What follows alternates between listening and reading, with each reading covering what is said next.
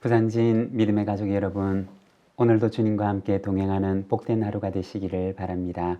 오늘 말씀은 다니엘서 11장 20절에서 35절입니다.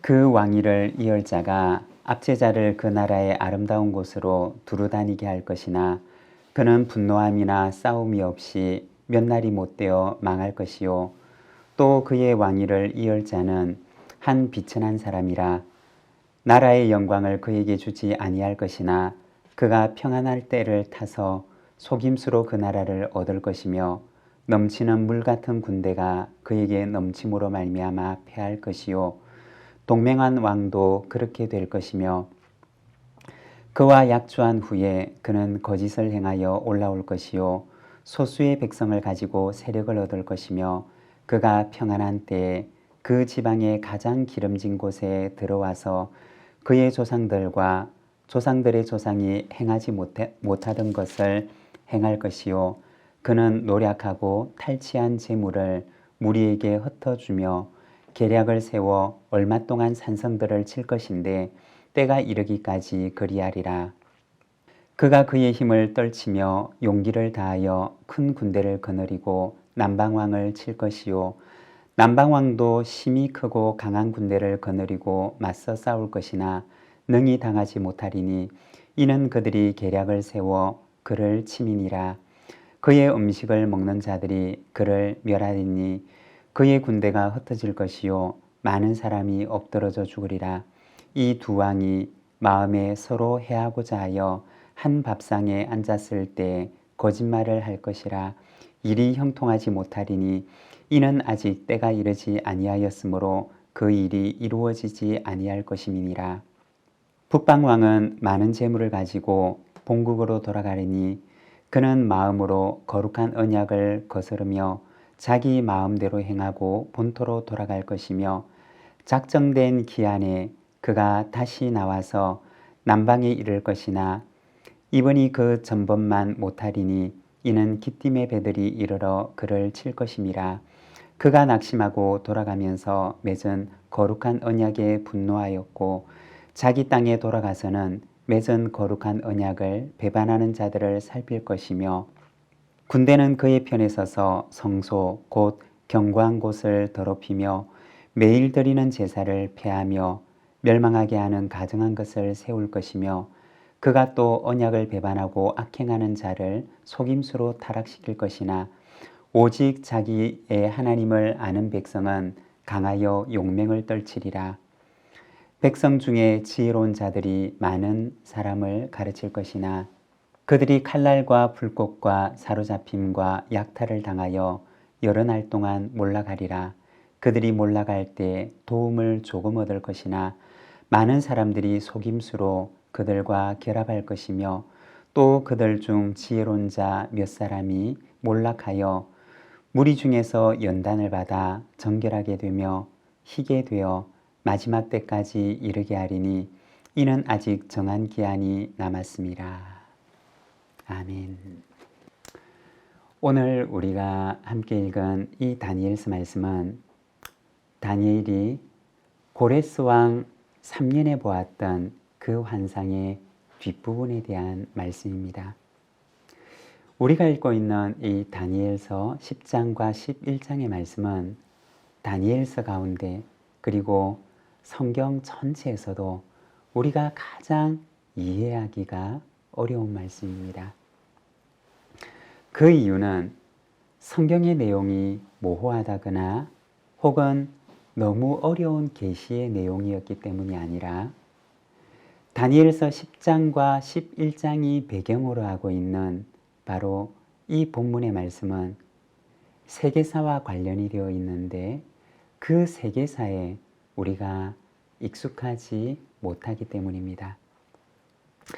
다니엘서 10장과 11장의 시간적인 배경은 성경으로 보게 되면 신구약 중간기에 해당되는 시기이고 또한 역사적으로 보게 되면 알렉산더 왕 이후에 제국은 넷으로 나뉘게 되는데 그 가운데 이스라엘 역사에 영향을 주었던 이스라엘 북쪽에 있는 북방왕과 이스라엘 남쪽에 있는 남방왕을 중심으로 해서 일어나는 역사적인 사건들을 다루고 있습니다.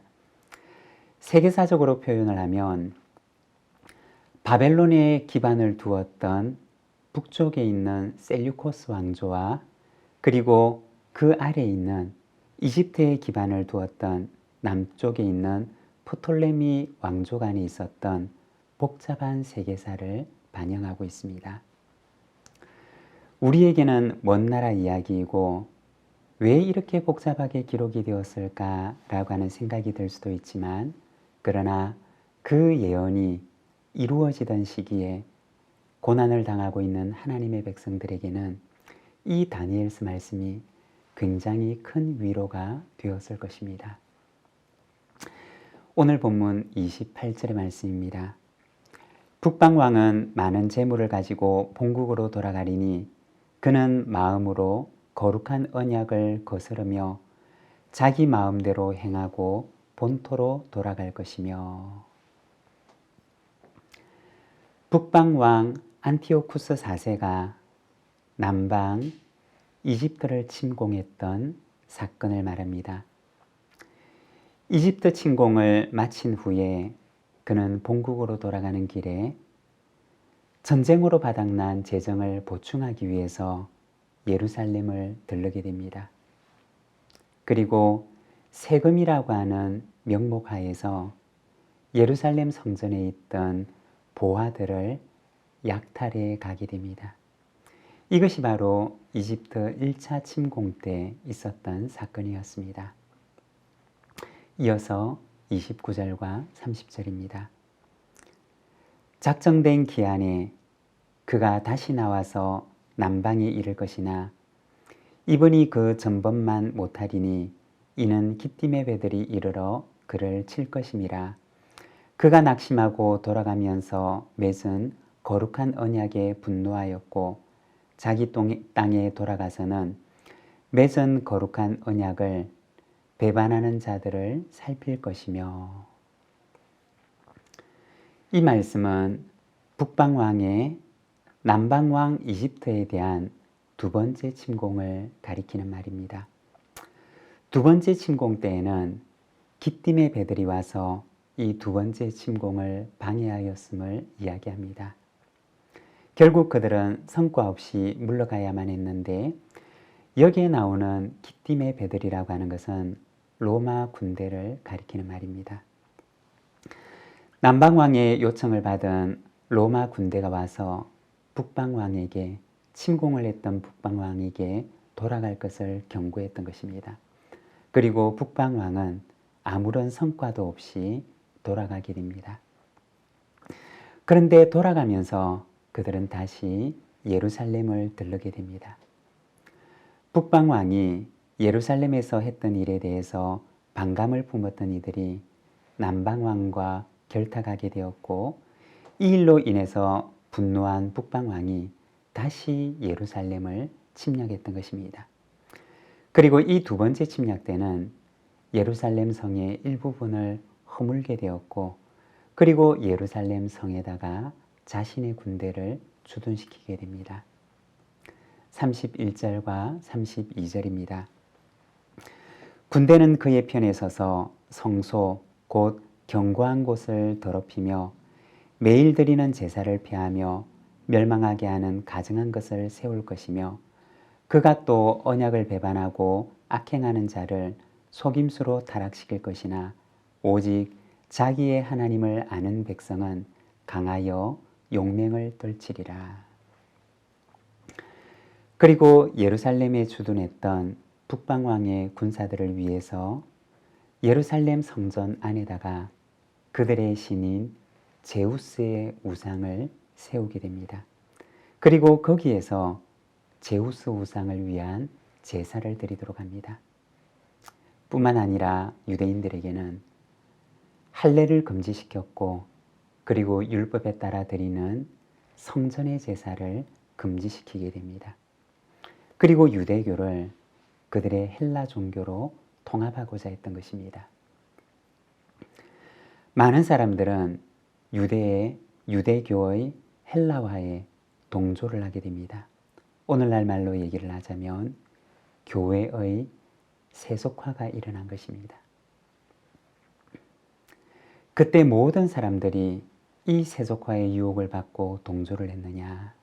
32절에 보면 오직 자기의 하나님을 아는 백성은 강하여 용맹을 떨치리라고 말씀을 합니다. 헬라화에 고난과 박해를 이겨내고서 용감하게 믿음을 지키는 모습을 보여주는 것입니다. 어떤 이들은 육신으로는 고난을 당했지만 고난에 굴하지 않고 믿음을 지키는 성도의 순결한 용기를 보여주었던 것입니다. 35절입니다. 또 그들 중 지혜로운 자 몇 사람이 몰락하여 무리 중에서 연단을 받아 정결하게 되며 희게 되어 마지막 때까지 이르게 하리니 이는 아직 정한 기한이 남았습니다. 정한 기한 동안 고난 중에 있는 성도들에 대해서 말합니다. 하지만 이 고난도 역시 정해진 것이라고 말씀을 합니다. 고난 중에 있을 때는 이 고난이 영원할 것 같지만 그러나 고난에는 반드시 기한이 있다는 것입니다. 그리고 그 시간이 지나가게 되면 위로의 때가 온다는 것입니다. 여러분, 우리의 삶에도 고난이 있을 수 있습니다. 하지만 믿음으로 잘 이겨내면 반드시 하나님께서 위로하시는 위로의 때가 찾아오게 됩니다. 온 세상이 흉흉해도 역사를 이끄시는 분은 하나님이십니다. 오늘도 역사의 주인이 되시는 하나님을 바라보며 믿음으로 승리하고 거룩하고 순결하게 살아가는 저와 여러분, 우리 모든 믿음의 가족들이 되시기를 바랍니다. 기도하겠습니다. 하나님 아버지 은혜를 감사합니다. 세상은 흉흉하지만 그러나 하나님께서 세상의 주인이 되시고 또한 우리의 인생에 고난이 있으나 그러나 우리의 인생을 경영하시는 분도 하나님이신 줄 믿습니다. 하나님 아버지, 이 세상 가운데서 참으로 신부의 순결함을 지키는 거룩한 주님의 신부로 살아가는 저희들의 삶이 되도록 인도하여 주시기를 원합니다. 연약한 저희를 오늘도 굳건하게 붙들어 주시고 참으로 주님만 바라보며 믿음으로 이 세상 가운데 승리하는 삶을 살아가도록 인도하여 주옵소서. 예수님의 이름으로 기도드립니다. 아멘.